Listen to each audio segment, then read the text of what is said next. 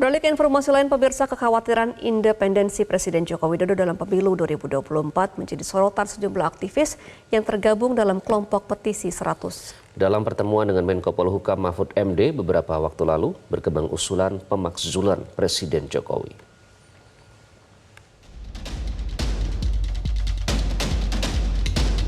Mereka minta pemakzulan Pak Jokowi, minta pemilu tanpa Pak Jokowi. Itu ndak bakalan selesai setahun kalau situasinya kayak gini. Paling tidak bakal selesai lah sebelum pemilu selesai. Sejumlah aktivis yang tergabung dalam kelompok petisi 100 bertemu Menko Polhukam Mahfud MD di kantor Kemenko Polhukam hari Selasa. Pertemuan ini membahas potensi kecurangan pemilu, termasuk indikasi kecurangan pemilu oleh Presiden Joko Widodo dengan memanfaatkan kekuasaannya. Kritikus politik yang juga inisiator pertemuan para tokoh petisi 100 dengan Menko Polhukam Mahfud MD, Faisal Assegaf mengungkapkan, dalam pertemuan ini seolah-olah menumbuhkan kesamaan pandangan untuk menghidupkan isu pemakzulan Presiden Jokowi. Saya mau klarifikasi ya. Di pihak kita itu tidak terlalu mengangkat kasus pemakzulan. Saya ingatin lagi. Tapi kalau kita membaca hampir media per hari ini, Pak Mahfud itu justru seolah-olah memberi penjelasan. Begini loh cara untuk menjatuhkan presiden. Prosedurnya begini. Bahasa yang dikutip di ujung kalimat mengatakan waktunya terbatas, itu kan tafsir politik. Kalau ada kesepakatan dari partai politik untuk menegakkan keadilan, political will, tiba-tiba mereka bersatu menciptakan dinamika di parlemen bahwa sudahlah untuk tidak terlalu jauh campur tangan presiden dalam demokrasi ini, maka mereka menggelar sidang untuk meminta presiden cuti, untuk diminta mundur. Saya kira bisa terjadi. Wakil Ketua Komisi 8 DPR RI fraksi Golkar, Aceh Hasan Sazili menilai tidak perlu dilakukan pemakzulan karena rakyat akan memilih langsung presiden pengganti Jokowi pada pemilu 14 Februari 2024.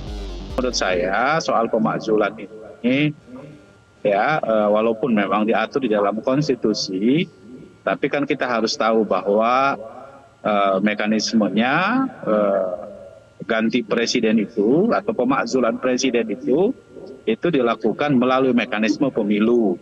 Baik pemilihan presiden yang nanti akan dilakukan 14 Februari 2024. Jadi sebaiknya bersabar, kita tunggu 14 Februari rakyat nanti yang akan menentukan.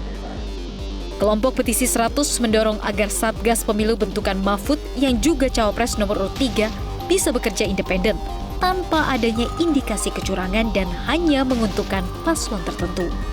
Ya enggak lah, masa melanggengkan dengan cara kecurangan. Kan sekarang ada mekanismenya. Kalau misalnya dinilai bahwa ada kecurangan, ya kita bisa laporkan. Loh, itu kan dilaporkan ke Menko Polhukam kecurangannya itu kemarin. dalam bentuk apa? Tentu nanti pada saatnya kalau dinilai misalnya proses politik, kedatangan masyarakat ke Menko Polhukam itu mengikuti mekanisme bernegara enggak?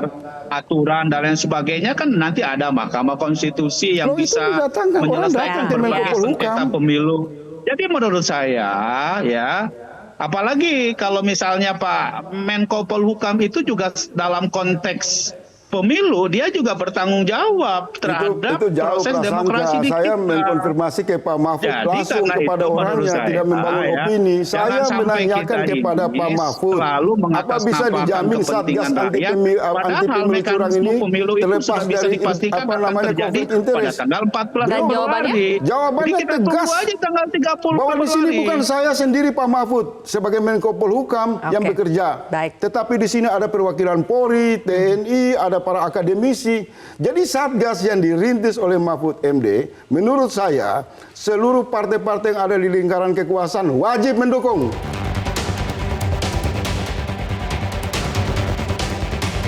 Tim Liputan Metro TV.